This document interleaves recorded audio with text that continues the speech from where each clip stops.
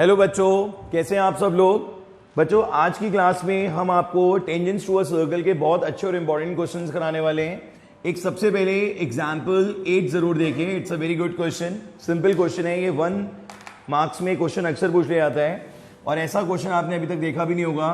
2 circle हैं, ठीक है बेटा, इसमें एक टेंजेंट तो कॉमन है, दूसरा भी कॉमन है, ठीक है। ये दोनों टेंजेंट्स हैं और इनकी जो हमें नेमिंग दे रखी है P R Q C, P R Q, this is A and B are centres and this is C. बच्चों आपको क्या प्रूव करना है, जरा देखो यहां पे। आपको प्रूव करना है bisects the common tangent at P Q. मतलब ये जो आर सी है ये कॉमन टेंजेंट पी क्यू को बाइसेक्ट कर रही है, तो आपको ये शो करना है that P R is equals to R Q. ठीक है बच्चों, आपको क्या शो करना है, P R is equals to R Q. So this is very easy. अगर आप यहां पर R को, बच्चों इस R को आप एक्सटर्नल पॉइंट मान लो for circle having centre A, और R को ही एक्सटर्नल पॉइंट मान लो for circle having external point B, so you can easily use tangent from an external point concept, जिसमें PR RC के इक्वल हो जाएगा और RC जो है वो RQ के इक्वल हो जाएगी। ठीक है बच्चों, तो इसका जो प्रूफ होगा उसमें आप सबसे पहले क्या लिखोगे, सबसे पहले आप ये बताओगे यहां पर that P R is equals to R C tangent from R. ठीक है, this is 1 and then R Q is equals to R C, R Q is equals to R C, this is 2 tangent from R, ये भी वही हो जाएगा। तो यहां पर आर सी दोनों में आ रहा है, यहां पर भी और यहां पे भी। तो फ्रॉम 1 and 2, फ्रॉम 1 and 2 क्या हो जाएगा, P R equals to R Q, P R is equals to R Q, hence proof. 2 line का क्वेश्चन है बच्चों, it's a very easy question. 1 mark में क्वेश्चन अक्सर पूछ लिया जाता है, कभी कभी ये एमसीक्यूज में भी क्वेश्चन आ सकता है। ठीक है, तो आप एंड में बस ये लिख दीजिएगा, hence RC tangent divides the common tangent PQ, bisects the common tangent PQ। चलिए बच्चों, इस क्वेश्चन के बाद अब मैं आपको एक बहुत ही ज्यादा इंपॉर्टेंट क्वेश्चन कराने जा रहा हूं। एग्जाम्पल नंबर 9 है आर डी शर्मा का, ये आप सब ने कॉपी कर लिया होगा, समझ लिया होगा। It's a very simple question. Example number 9 देखिए बच्चों। एग्जाम्पल नंबर 9 में एक क्वाड्रिलेटरल है बच्चों। क्वाड्रिलेटरल के चारों साइड्स जो हैं वो सर्कल को टच कर रहे हैं, वही सर्कमस्क्राइब वाला क्वेश्चन है ये। क्वाड्रिलेटरल के चारों sides, example number 9, book use कर रहे हैं हम आर डी शर्मा। ठीक है बच्चों, आर डी शर्मा बुक्स के क्वेश्चन हो रहे हैं। एग्जाम्पल 9 आपको कराया जा रहा है। क्वेश्चन बहुत इंपॉर्टेंट है, चाहे ये आर डी शर्मा में हो, RS अग्रवाल में हो, NCERT में हो, क्वेश्चन बहुत इंपॉर्टेंट है। ठीक है मेरे बच्चों, तो सबसे पहले आपने डायग्राम बनाया सर्कल और इसके चारों तरफ एक क्वाड्रिलेटरल बना दिया जाएगा, और ये क्वाड्रिलेटरल इसको सर्कमस्क्राइब करेगा। तो हमने पॉइंट्स ले लिए ABCD, this is PQR and S। ठीक है बच्चों, इनिशियली मैंने आपको इस टाइप की चीज बताई थी कि अगर कभी किसी सर्कल को कोई क्वाड्रिलेटरल सर्कमस्क्राइब करेगा तो आप वहां पर A, B, C और D को क्या कंसीडर करोगे, एक्सटर्नल पॉइंट। बच्चों प्रूफ क्या करना है आपको, आपको प्रूफ करना है AB plus CD, AB plus CD। ध्यान दीजिएगा, ऑपोजिट साइड्स का सम, हम बात किसकी कर रहे हैं, सम ऑफ ऑपोजिट साइड्स। तो AB plus CD is equals to AD plus, बोलो बोलो, BC, AD प्लस BC। ठीक है बच्चों, अब आप देखिए इसका प्रूफ क्या होगा। इस टाइप का कोई भी क्वेश्चन आए, they are very easy going. ये A हो गया, ये B हो गया, ये C हो गया, और बच्चों ये D हो गया। ठीक है, so these are the external points जो आपको यहां पर लेने हैं। अब AP, बच्चों AP जो है वो किसके इक्वल हो जाएगा, AS के। रीजन क्या देंगे आप, tangent from A, this is 1। अब एक बात देखो यहां पर, next is the turn off B। A के बाद कौन आता है बच्चों, B। आपने ऐसे ही पढ़ा है, A for Apple, B for ball. तो अब A के बाद आया B, A के बाद D मत लिखना, A के बाद B लिखना। तो B में भी कैसे लिखोगे, यू हैव 2 चॉइसेस। आप BQ is equals to BP लिख सकते हो और BP is equals to BQ भी लिख सकते हो, बट आपको एक मैच बनाते हुए चलना है। What kind of match? कि एपी के नीचे बीपी आ जाए, एपी के नीचे क्या आ जाए? बीपी। ये बड़ी इंपॉर्टेंट बात है, फ्री स्टाइल में मत लिखना, थोड़ा सा सोच समझ के लिखना, आगे प्रॉब्लम नहीं होगी, अभी पता लग जाएगा। एपी के नीचे लिख दिया आपने बीपी को और एएस के नीचे आ गया बीक्यू। आगे बढ़ते हैं सी की तरफ। अब बच्चों अगर आप यहां पे जल्दी में सी क्यू और सी आर लिखने वाले हैं तो प्रॉब्लम आ जाएगी। आपको बस एक मैच ये बनाना है कि अगर यहां लास्ट में क्यू है तो आप इसे C Q equals to C R ना लिखकर, गलत नहीं है, मैं ये नहीं कह रहा हूं कि आपने गलत लिख दिया, पर ये ऑर्डर अगर आप इस तरीके से लिखोगे तो प्रॉब्लम होगी, राइट? प्रॉब्लम क्या होगी? एडिंग में। तो it's better to write C R is equals to C Q, tangent from C, this is 3। बात समझ में आ गई बच्चों? Now the next one is of D, और डी में क्या आ जाएगा? डी आर, क्योंकि सी आर के नीचे किसे आना है? डी आर को, और यहां पर क्या आ जाएगा? D S, tangent from D, and this will be 4। Now adding 1 2 3 and 4। ठीक है बच्चों, आराम से इन्हें ऐड करिए सबको। एपी के साथ बीपी ऐड हो जाएगा, सीआर के साथ डीआर ऐड हो जाएगा, यहां पे एएस प्लस बी क्यू, पहले तो सारे ऐसे लिख दो, AS B Q C Q D S, C Q and D S. ठीक है बच्चों, ये सब कुछ एज इट इज लिख देंगे। एपी में बीपी ऐड हो जाएगा, सीआर में डीआर ऐड हो जाएगा। AP plus BP and CR plus DR becomes AB plus CD. ठीक है बच्चों, एबी प्लस सीडी आ गया यहां पे बहुत आसानी से, सिर्फ आपने इन्हें क्या करा? ऐड करा। अब जरा इधर देखिए बच्चों, ये एएस है, एएस का साथ कौन देगा? डीएस। ये हमें ध्यान रखना है कि एएस का साथ यहां कौन देगा? डीएस, और बीक्यू का साथ कौन देगा? सीक्यू। तो when we are going to add AS and DS we will get AD. क्या मिल रहा है हमको यहां पर? एडी मिल रहा है, और बीक्यू और सीक्यू को ऐड करके हमें क्या मिल रहा है? बीसी, और इसी के साथ ये प्रूव हो गया। सो बच्चों आपने एक टेक्निक देखी कि सबसे पहले तो आपको जितने भी एक्सटर्नल पॉइंट्स बन रहे हैं क्वाड्रिलेटरल के, वो आपको यहां पर लेने हैं। देन आफ्टर दैट आपको इनको सिंपली क्या करना है? ऐड ऑन करना है। सिर्फ क्या करना है बच्चों? Add on. जैसे ही बच्चों ये ऐड करोगे आप, ऑटोमेटिकली आपको जो चीज प्रूफ में रिक्वायर्ड है वो रिजल्ट्स आने शुरू हो जाएंगे। तो बच्चों ये क्वेश्चन बहुत इंपॉर्टेंट है, पर इससे ज्यादा इंपॉर्टेंट इसी के जैसा एक और क्वेश्चन है, दैट इज एग्जाम्पल नंबर, बच्चों एग्जाम्पल नंबर 14। एग्जाम्पल नंबर 14 के नीचे आप देख सकते हो एनसीईआरटी, सीबीएसई, बहुत जगह ये क्वेश्चन आता है एग्जाम में, और इस क्वेश्चन में और उस क्वेश्चन में सिर्फ एक जरा सा डिफरेंस है। पढ़ के देखिए क्वेश्चन बच्चों।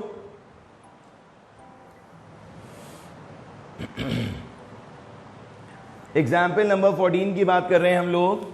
हमें हैंड टू हैंड एग्जाम्पल 14 भी कवर अप करना है आर.डी. शर्मा का, क्योंकि उसमें और इसमें सेम कॉन्सेप्ट है, और ये क्वेश्चन बच्चों एनसीईआरटी का क्वेश्चन है और इस चैप्टर का सबसे ज्यादा इंपॉर्टेंट क्वेश्चन है। ठीक है, ये क्वेश्चन 2 मार्क्स में 3 मार्क्स में जरूर पूछा जाता है, जिसमें गिवन क्या होता है बच्चों? पहले मैं इसका गिवन बताऊंगा आपको। गिवन में जैसे अभी एबीसीडी क्वाड्रिलेटरल था, अब एबीसीडी क्या होगा? पैरेललोग्राम। बच्चों ये गिवन है कि एबीसीडी क्या होगा? एक पैरेललोग्राम गिवन होगा, और पैरेललोग्राम का मतलब हमें मालूम है, हम सबको पता है कि अब इसकी ऑपोजिट साइड्स क्या हो जाएंगी? इक्वल। मतलब A B is equals to C D and A D is equals to B C. ठीक है बच्चों, ये आ जाएगा यहां पर A B equals to C D and A D equals to B C. ठीक है, और बच्चों टू प्रूफ में क्या होगा? टू प्रूफ में भी चेंजेस किए जाएंगे। टू प्रूफ में कहा जा रहा है कि A B C D is a rhombus, A B C D is a rhombus, और रोम्बस को तो आप जानते हो उसकी सारी साइड्स इक्वल होती हैं। सो आपका टारगेट क्या है? कि A B is equals to B C is equals to C D is equals to D आ जाए। तो अभी तक आप क्या कर रहे थे? यहां पर इन दोनों को छोड़ दे रहे थे। आपने एक चीज नोटिस करी, मैंने आपको बोला भी था अभी कि ए बी और सी डी क्या है दोनों। अगर आपसे कोई पूछे what is the relation between A B and C D in a quadrilateral, तो आप ये बोलोगे ना that A B and C D are opposite sides. क्या बोलोगे बच्चों? A B and C D are opposite sides. Same in the case of A D and B C, A D and B C are also opposite sides. and we know it very well that in parallelogram ABCD opposite sides are equal. तो बच्चों इस question में to prove ये होगा, given ये होगा, proof ये बिल्कुल ऐसा ही होगा, यहां तक प्रूफ बिल्कुल सेम होगा, यही प्रोसीजर होगा. डायग्राम और आपका चेंज कर देता हूं मैं बच्चों, डायग्राम चेंज कर देते हैं, प्रूफ बिल्कुल सेम रहेगा, सिर्फ क्या फॉर्म हो जाएगा यहां पे, पैरेललोग्राम ए बी सी और D, P Q R S, ये आ जाएगा बच्चों. ठीक है, तो क्योंकि अगर ये पैरेललोग्राम है तो पैरेललोग्राम के रोम्बस बनने के चांसेस बहुत ज्यादा होते हैं. ठीक है, तो अगर आप पैरेललोग्राम कंसीडर करके चल रहे हो तो वो रोम्बस भी हो सकता है. सिर्फ हमने ये वाला जो गिवन है हमें इसको हमने यहां पर यूज करना है. ठीक है, ये गिवन यहां से यहां जरूर आएगा. इसमें आप क्या करेंगे, CD की प्लेस पे बच्चों, CD की प्लेस पे आप AB लिख दो, ये एरो बना देते हैं, और AD की प्लेस पे AD रहने दो, BC की प्लेस पे AD लिख दो. ठीक है, गिवन है AB equals to CD and AD equals to BC, तो वही रिप्लेसमेंट कराएं. तो ये हो गया twice of AB twice of AD, cancel हो गया, तो AB किसके इक्वल आ गया, AD के. ठीक है बच्चों, अब आप ध्यान से देखो, AB इक्वल्स टू AD.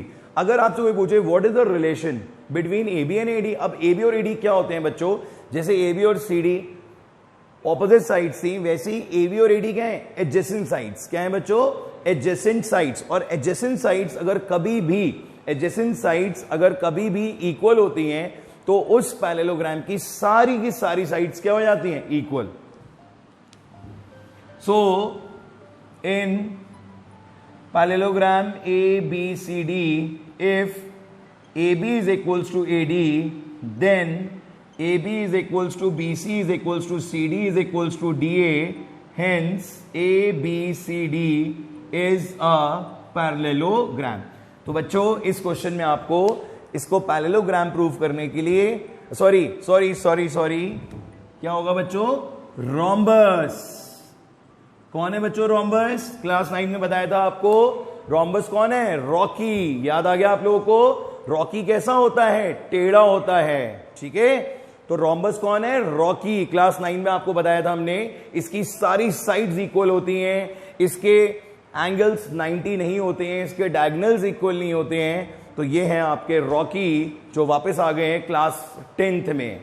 ठीक है बच्चों, इसका स्क्रीनशॉट ले लीजिए, इसकी फोटो ले लीजिए, इसको कॉपी कर लीजिए, इसको प्रैक्टिस कर लीजिए, क्योंकि ये क्वेश्चन आपको टेस्ट में जरूर मिलेगा. बोलो बच्चों, समझ में आ रहा है आप सबके, कोई डाउट? चलिए नेक्स्ट क्वेश्चन देखते हैं बच्चों.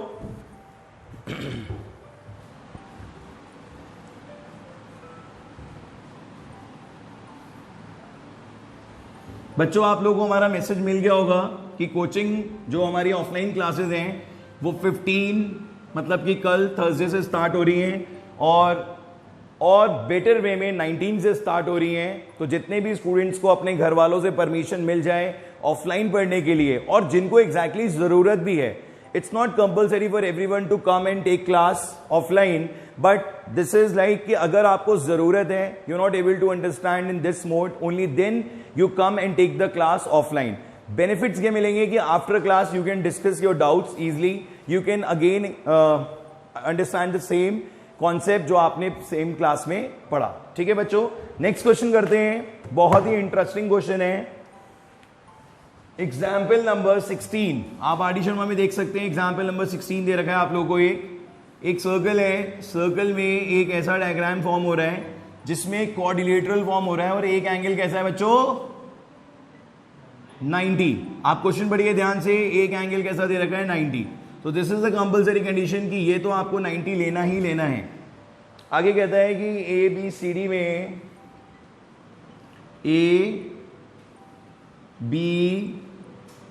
ABC and D, this is PQRNS.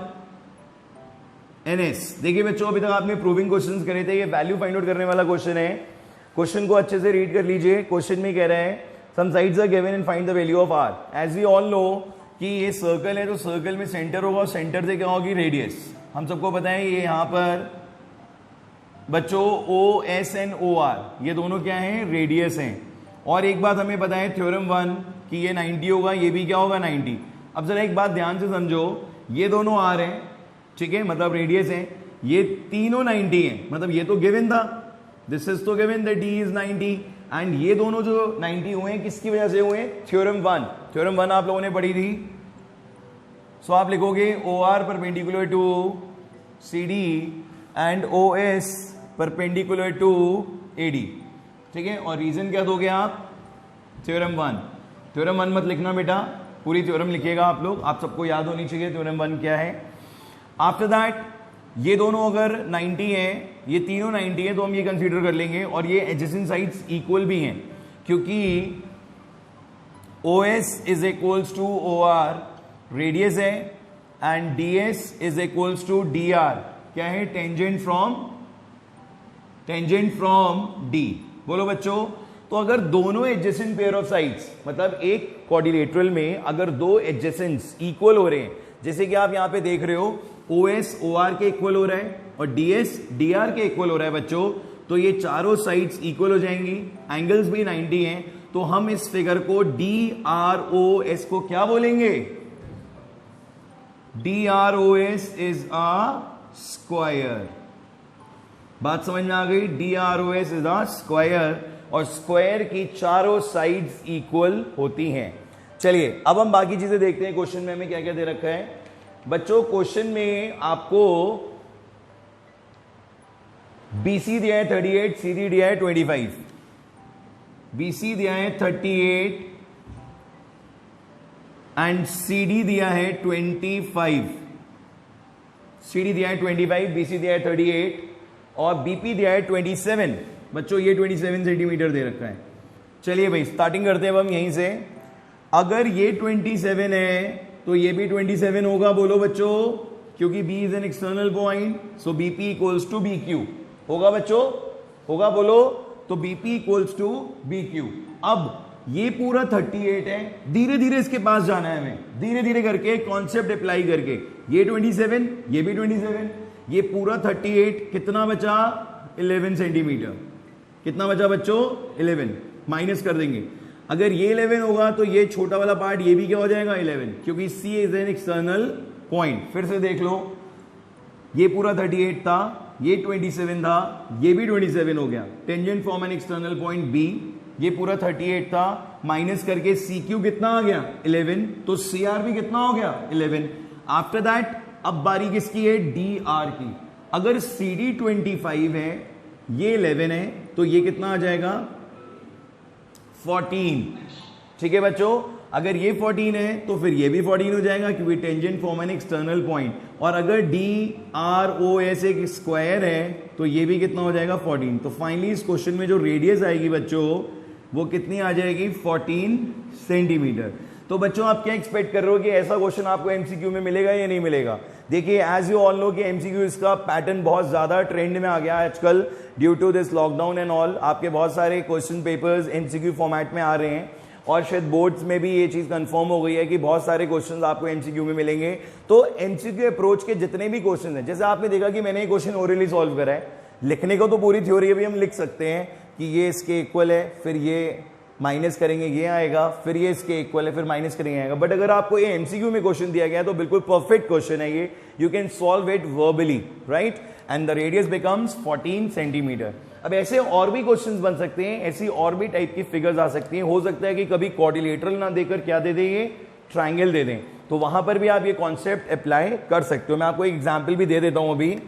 जैसे एक सर्कल है, ठीक है, और ये राइट एंगल ट्राइंगल को सर्कमस्क्राइब मतलब राइट एंगल ट्राइंगल जो है वो सर्कमस्क्राइब कर रहा है सर्कल को, तो वहां पर भी you can apply the same concept. If this is ABC, this is PQR। बच्चों ध्यान से देखना, आगे अगर ये क्वेश्चन आया तो आप खुद सॉल्व कर लोगे, ठीक है। ये सेंटर हो गया, ये दोनों रेडियस हो गए, ये भी 90 होगा, ये भी 90 होगा, और बाकी की डायमेंशन इसी की तरीके से दे रखी हैं। सो you can find out the radius of this type of figure. ठीक है बच्चों, चलिए ये बहुत इंपॉर्टेंट क्वेश्चन आपका आ गया है, हो गया कंप्लीट। इसके बाद आज की क्लास में मेरे ख्याल से एक ही क्वेश्चन और हो पाएगा, और वो जो क्वेश्चन होगा बेटा वो बहुत इंपॉर्टेंट क्वेश्चन है, एनसीईआरटी का ही है वो क्वेश्चन भी। ये सबको क्लियर हो गया? इसकी थ्योरी आप खुद लिख लेंगे, माइनस कर करके लिखना है बस, ठीक है।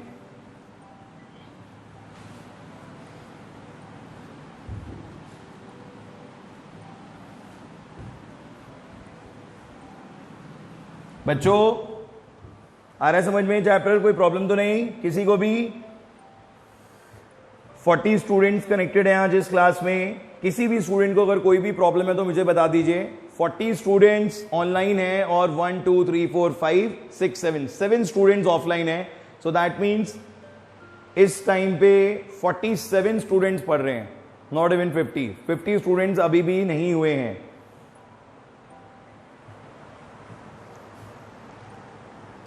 एग्जाम्पल नंबर 19 देखिए और मोस्ट इंपॉर्टेंट लिख लीजिए, it's a very important question. Example number 19, two tangents TP and TQ are drawn with a center at O. Example number 19, circle दे रखा है बच्चों, two tangents TP and TQ, ये हो गया TP और ये हो गया TQ। डायग्राम गिवन नहीं है इस क्वेश्चन का, खुद बनाना है। समझ रहे हो आप मेरी बात को? डायग्राम गिवन नहीं है, खुद बनाना है। कहता है विद सेंटर और from external point T prove that PTQ is equals to OPQ। PTQ is twice of OPQ। बच्चों ये प्रूव करना है आपको। ये हो गया सेंटर सर्कल का, इसको आपने ज्वाइन करा, इसको भी ज्वाइन करा। क्यों कर रहे हो आप? क्योंकि आपको OPQ चाहिए। OPQ होगा ये वाला एंगल। बात समझ में आ रही है आप लोगों को? ये वाला जो एंगल होगा इसको आप बोलोगे OPQ, इसको भी ज्वाइन कर दो, ठीक है। अब बच्चों OPQ और PTQ के लिए क्या करना है हमें, यहां पे जरा देखिए, एक स्ट्रैटेजी बनाएंगे हम। एज वी ऑल नो कि OP और TP में रिलेशन ये है कि ये 90 होता है, ठीक है। ये हमको मालूम है और हमें हर क्वेश्चन में इस चीज को पहले से ऑब्जर्व करना होगा कि अगर यहाँ पे कभी भी आप लोगों को क्या दे रखे हैं, एक रेडियस और एक टेंजेंट, तो वहां पर 90 का कॉन्सेप्ट जरूर यूज होगा, ठीक है। अब 90 का कॉन्सेप्ट यूज हो रहा है। दूसरी चीज जो हमें मालूम है कि ये साइड इसके इक्वल है। मैंने आपको बताया कि कोई भी प्रूविंग क्वेश्चन अगर होता है हमारे सामने तो पहले हमें उसको ओरली ही सॉल्व करना होता है, एक स्ट्रैटेजी बनानी होती है, तब ही हम उसको आगे करते हैं। बोर्ड पे ध्यान दीजिए बच्चों, बोर्ड पे फोकस करिए, बुक में नहीं देखना है आपको, बोर्ड पे फोकस करिए। यहां पर अगर ये TP और TQ इक्वल होंगे तो ये वाला एंगल इस वाले एंगल के इक्वल हो जाएगा। रीजन देंगे आप, angles opposite to equal sides are equal. अब देखिए क्या क्या हमने यहां पे करेक्ट कर लिया। अब इन्हीं को यूज करना है, क्योंकि इसके अलावा हमारे पास और कुछ है ही नहीं करने को कि जो हम कर लें उसको सॉल्व कर दें। हमारे पास क्या था, TP TQ के इक्वल होगा। अगर ये दोनों इक्वल होंगे तो ऑपोजिट एंगल्स भी इक्वल हो जाएंगे TP Q में। बोलिए बच्चों ये बात ठीक है? ठीक है। इसके बाद दूसरी चीज हमें ये मालूम है कि ये 90 होगा, तो इस वाले एंगल का सम और इस एंगल का सम 90 के इक्वल होगा। अब इसको थोड़ा सा सिंपल करने के लिए हम यहां पर डिफरेंट एंगल्स की नेमिंग कर लेते हैं। लाइक इसको A लेट कर लेते हैं तो ये भी A हो जाएगा, और इसको हम X लेट कर लेते हैं, ठीक है। तो बच्चों सबसे पहले स्टार्टिंग करो आप यहां से। We know that OP perpendicular to TP, theorem number 1, x plus a is equals to 90 degree. बस x plus a is equal to 90 degree, ठीक है, ये लिख देंगे आप। अब अगर आप प्रूफ के अकॉर्डिंग चलें तो आपको क्या चाहिए, PTQ। आपको क्या चाहिए, PTQ। इसको y लेट कर लेते हैं, ठीक है। तो आपको y प्रूव करना है OPQ के, OPQ इज x, तो आपको y इक्वल्स टू 2x चाहिए। मतलब अगर आपको y इक्वल्स टू 2x चाहिए तो क्या नहीं चाहिए बताओ, क्या नहीं चाहिए? आपको x चाहिए, आपको क्या नहीं चाहिए, a। तो जब कभी भी आपको a की जरूरत नहीं है तो आप इसे लिख देंगे 90 minus X which is equals to 1। इसके बाद TP is equals to, now TP is equals to TQ। Reason लिखेंगे tangent from T, so the opposite angles are also equals TPQ, TQP which is equals to A, और reason देंगे angle opposite to equal sides are equal, right. तो ये दोनों क्या हो जाएंगे, A and A. Now in triangle PTQ, in triangle PTQ a plus y, a plus y is equals to 180 degree, angle sum property, तो ये कितना हो जाएगा 2a plus y is equals to 180 degree. अब बच्चों किसको अलग करोगे आप, नहीं y को करोगे, क्योंकि y तो आपको चाहिए प्रूफ में, आप किसको अलग करोगे, a को। तो y को उधर शिफ्ट करिए, 2a is equals to 180 minus y and a is equals to 180 minus y upon 2। यहां देखिए बच्चों 180 minus y को कैसे डील किया जाएगा, a is equals to 180 minus y upon 2 को लिखा जाएगा 180 upon 2 minus y by 2 which is 90 minus y by 2। क्या हो जाएगा बच्चों, 90 minus y by 2। So this is 2। हाँ बेटा बोलो।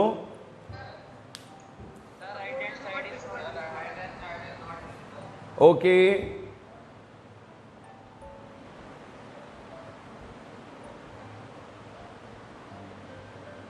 ठीक है बच्चों।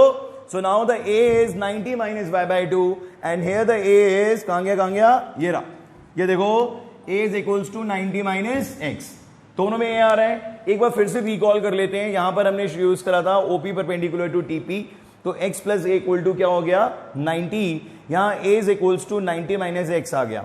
इसके बाद TP TQ के इक्वल है टेंजेंट फ्रॉम T, और यहां पर TPQ और TQP किसके इक्वल हो गया, A के, क्योंकि angles from the opposite sides are equal. फिर ट्राइंगल TPQ में क्या यूज करा, angle sum property, a plus a हो गया 2a प्लस y, a की वैल्यू कितनी आ गई यहां पर 90 माइनस y बाई 2। अब आपको सिर्फ इक्वेट करना है फ्रॉम 1 and 2, क्या आ जाएगा यहां पर, this is 90 minus x and this is 90 minus y by 2, दोनों कैंसिल हो गए, minus x minus y by 2, minus भी कैंसिल हो गया, y is equals to 2x। ठीक है बच्चों, आ गया y इक्वल्स टू 2x, यही आपको प्रूव करना था, y is equals to 2x। बहुत अच्छा और इंपॉर्टेंट क्वेश्चन है बच्चों, इस क्वेश्चन को आपको प्रैक्टिस करना है बहुत अच्छी तरीके से, क्योंकि ये क्वेश्चन भी एग्जामिनेशन पॉइंट ऑफ व्यू से बहुत ज्यादा इंपॉर्टेंट है। कितना टाइम रह गया बच्चों, 1 मिनट, तो इसको कॉपी कर लीजिए अच्छे से बच्चों, और बाकी जो रेस्ट ऑफ द क्वेश्चंस हैं वो हम आपकी फ्राइडे वाली क्लास में कंडक्ट करेंगे। तब तक के लिए आप इन सारे क्वेश्चंस को प्रैक्टिस करिए। देखिए आपको करना है क्या, इस चैप्टर में आप जितने भी क्वेश्चन समझते जा रहे हैं डेली बेसिस पे, 4 और 5 क्वेश्चन ही हो पा रहे हैं, इससे ज्यादा नहीं हो सकते इस टाइम में। तो ये जितने भी क्वेश्चन आप डेली बेसिस पे समझ रहे हैं, इनको आप 2-2, 3-3 बार प्रैक्टिस करिए, क्योंकि ये चैप्टर बहुत छोटा सा है, कॉम्पैक्ट चैप्टर है। इसके कुछ 5, 7, 8 क्वेश्चन ऐसे हैं जो एग्जाम्स में हर बार आते ही आते हैं, तो वो आपको प्रैक्टिस करने हैं अच्छी तरीके से, जिससे कि आपको एग्जाम में जरा सा भी टाइम वेस्ट ना करना पड़े सॉल्यूशन को सोचने के लिए। अगर मैंने आपसे बोल दिया कि ये क्वेश्चन इंपॉर्टेंट है, तो आपको इसको कम से कम 3-4 बार प्रैक्टिस करना है, जिससे कि आप कॉन्फिडेंटली पूरा question as it is copy कर दो वहां पर। ठीक है बच्चों, तो जितनी ज्यादा प्रैक्टिस करेंगे उतना ज्यादा बेटर रहेगा, क्योंकि after all it is geometry का यही सिस्टम रहता है हमेशा से। ठीक है बच्चों, तो बाकी की क्लास हम फ्राइडे को नेक्स्ट क्लास कंटिन्यू करेंगे। Tomorrow will be your physics class by Gagan sir. So कल का गैप है, परसों हम लोग मिलते हैं with all new questions. Okay बच्चों, have a good time, God bless you, bye bye.